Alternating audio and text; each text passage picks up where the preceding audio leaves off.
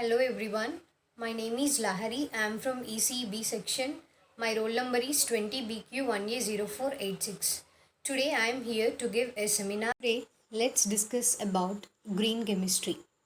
What is a green chemistry? It is the utilization of a set of principles that reduces or eliminates the use or generation of hazardous substances in the design, manufacture and application of chemical products is called green chemistry. Who is the father of green chemistry? Paul T. Anastas is the father of green chemistry.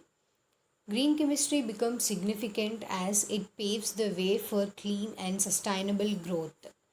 Green chemistry is based on 12 basic principles known as principles of green chemistry. The 12 basic principles are: first, pollution prevention; atom economy; less hazardous chemical synthesis; designing safer chemicals; safer solvents and auxiliaries; design for energy efficiency; use of renewable feedstocks; reduce derivatives; catalysis; design for degradation; real-time analysis for pollution prevention; inherently safer chemistry for accident prevention.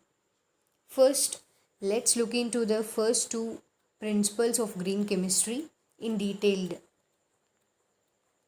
Pollution prevention. This prevention is better than cure because it is better to prevent waste than to treat or clean up waste after it is formed. After it is formed, it is very difficult to clean the dust or clean the garbage, etc. etc.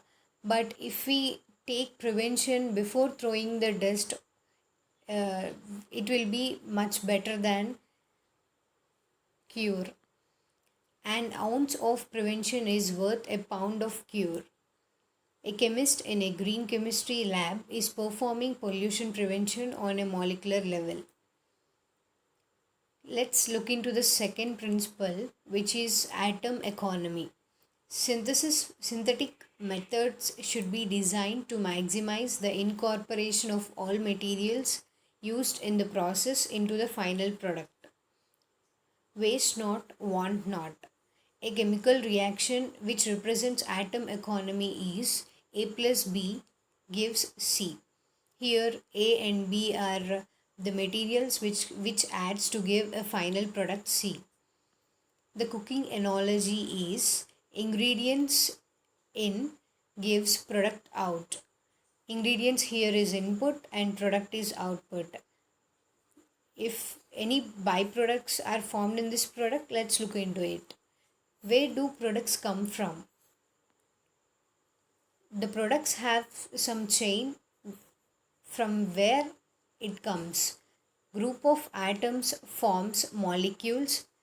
Group of molecules forms some materials. These materials join together to form a product. This is how a product is formed. Atom economy focus on atoms which join together to form molecules. Let's look an example for atom economy. Diels-Alder reaction 4 plus 2 cycloaddition. This Alder reaction is 1,3 butadiene is combined with ethylene in the presence of heat to give cyclohexene, which is 100%.